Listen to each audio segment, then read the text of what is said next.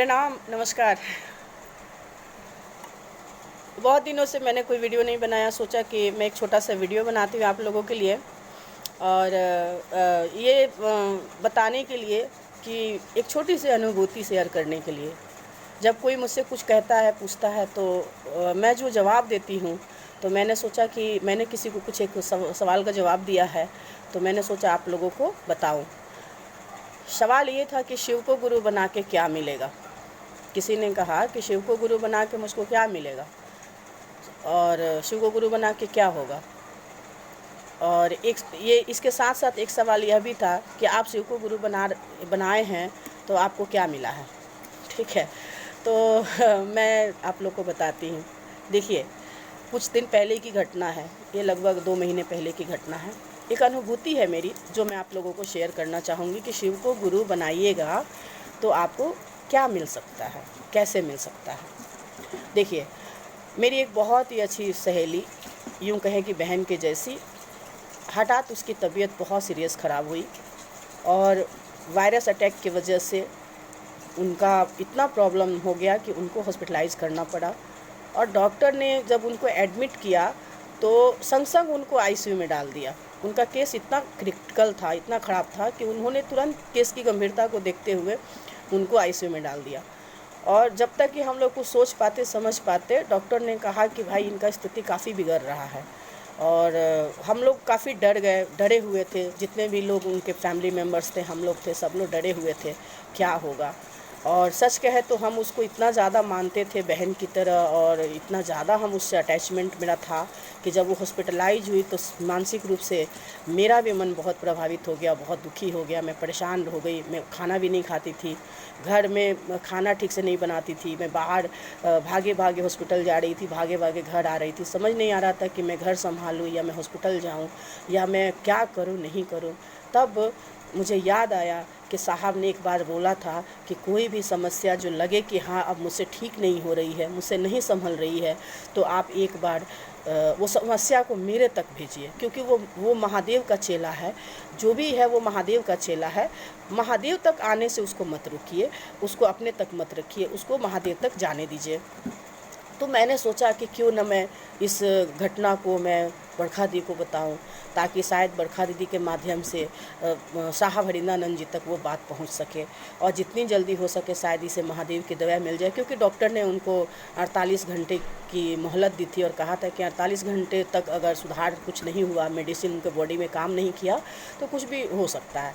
और हम इतने डरे हुए थे, इतना ज़्यादा डरे हुए थे, तो हमने डर में ही, घबराहट में, मैंने बरखा दी को फ़ोन लगाया था और बरखा दीदी ने हठात उस फ़ोन को रिसीव भी कर लिया। यह भी महादेव की दया है, क्योंकि दीदी कैसे रिसीव की मुझे नहीं पता, अचानक से दीदी ने फ़ोन उठा लिया था और वीडियो कॉलिंग करके मैंने बरखा दी को उस अपनी गुरु बहन के बारे में बताया और उस गुरु बहन से बात करवाया। और दीदी ने कहा था कि आप महादेव को याद कीजिए, साहब को याद कीजिए और बस साहब को याद कीजिए और साहब से दया मांगिए, महादेव से दया मांगिए।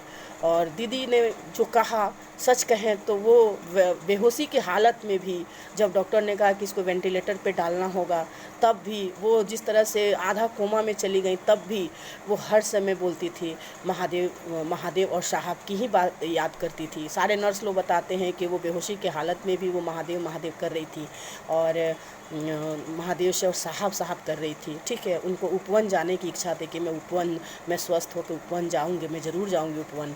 तो ये कहीं ना कहीं उनका एक विश्वास अपने गुरु के प्रति और एक चमत्कारी जो मेरे साथ घटना हुई, जो मुझे भी आज तक नहीं समझ आता है कि ये कैसे हुआ।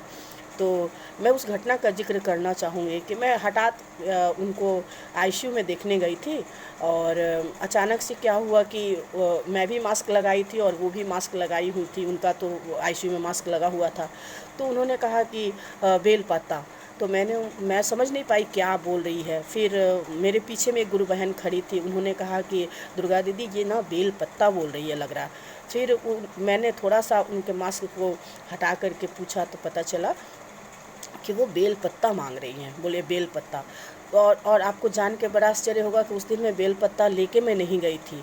ठीक है, तो मैं सोच रही थी कि अब मैं बेल पत्ता कहाँ से दूँ, और घबराहट में मैंने अपने पर्स में पर्स का चैन खोला तो उसमें नहीं था, लेकिन जैसे ही मैंने स्वेटर के पॉकेट में हाथ डाला तो मैंने देखा कि सच में वहाँ एक बेलपत्ता था, जो कि मेरा महादेव जानता है कि मैंने उसको अपने पॉकेट में मैं लेके नहीं गई थी घर से। और ये एकदम सत्य घटना है, आप विश्वास करें अथवा ना करें, पर मेरे पॉकेट में बेलपत्ता था और मैंने उनको उनके आँख पे और माथे पे छुआ के उस बेलपत्ता को उनके तकिए के नीचे रखा था। और सच कहे तो उसी दिन वहाँ से उनका डिस्चार्ज होने का बात हो गया, डिस्चार्ज होकर उनको दूसरे हॉस्पिटल शिफ्ट किया गया और 26 दिन तक वो आईसीयू में थी। और उसके बाद हर दिन मुझे लगा कि ये महादेव का बहुत बड़ा चमत्कार है, कुछ संकेत है। मैं हर दिन पूजा करती थी, मैं हर दिन उनके नाम से महादेव को बोल के, साहब दीदी को बोल के एक बेलपत्ता लेके जाती थी हॉस्पिटल, जा के मैं उनको देती थी। जिस दिन मैं उनसे आईसीयू में नहीं मिल पाती, डॉक्टर नहीं मिलने देते थे, तो मैं क्या करती थी, मैं उनके हस्बैंड को या उनकी मम्मी को या किसी को भी देती थी और कहती थी कि रीतू तक पहुँचा दीजिएगा, उस गुरु बहन तक पहुँचा दीजिएगा। और इस तरह से जो है 26 दिनों तक लगातार मन भयभीत, आशंकित, बहुत सारा जिज्ञासा, इतना सारा सवाल कि शिव को गुरु बना करके इतना चलती थी, इतना सब कुछ करती थी, हठात इसके साथ ऐसा हो गया।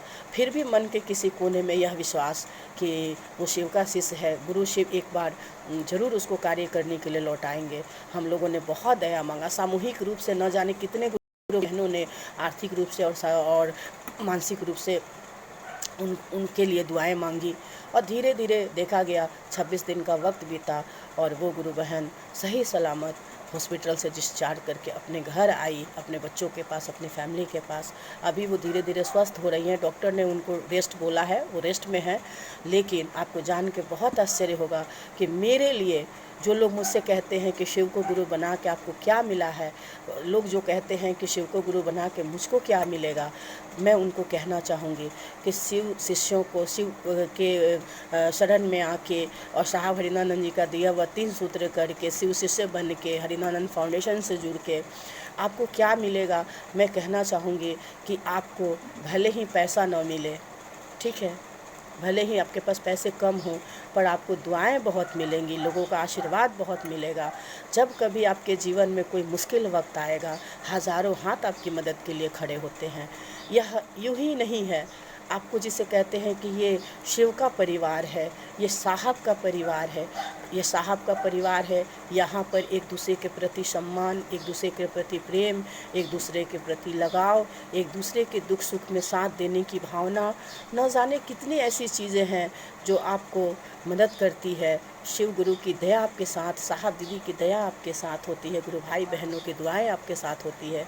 बहुत कुछ मिलता है आपको। आप हर चीज़ को आप पैसे से नहीं तौल सकते हैं कि आपके पास पैसा मिला कि नहीं मिला।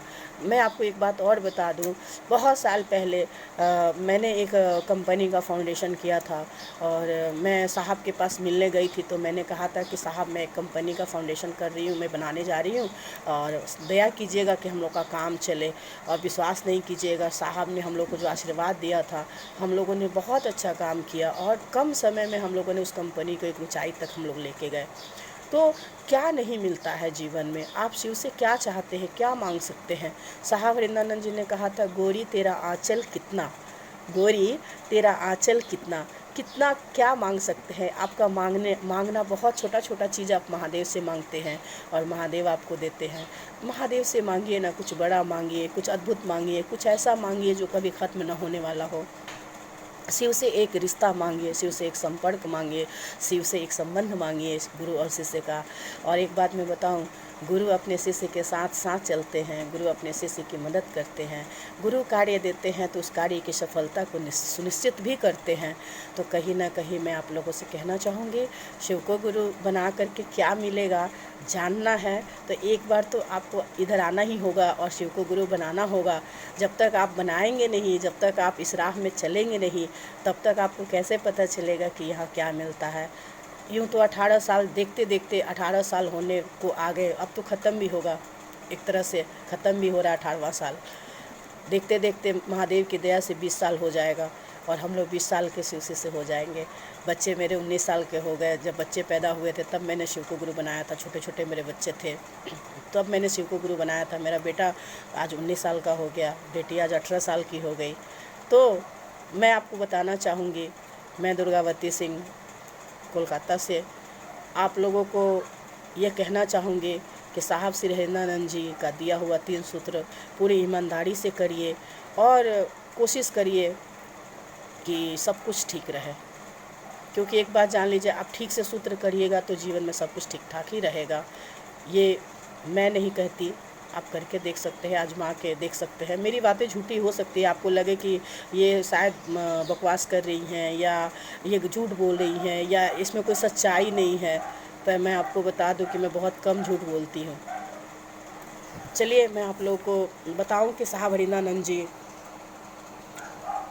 कौन है, उनका चेहरा मैं आपको दिखाऊँ। आप तो आपको क्या कहूँ कि साहब हरिंद्रानंद जी किसी परिचय का मोहताज नहीं है, लेकिन फिर भी कुछ हो सकता है कुछ नए लोग जो साहब को नहीं जानते हैं, मैं उनको बताना चाहूँगी कि ये हमारे साहब हरिंद्रानंद जी हैं।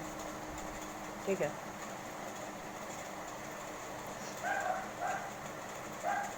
और ये उनकी लिखी हुई एक किताब है। इस किताब का नाम है हमारे गुरु शिव शिष्यानुभूति साहब श्री हरिंद्रानंद जी। ज़रूर पढ़िए हरिंद्रानंद जी को जानने के लिए और 3 सूत्र को जानने के लिए इसको ज़रूर पढ़िए। आप सबको प्रणाम।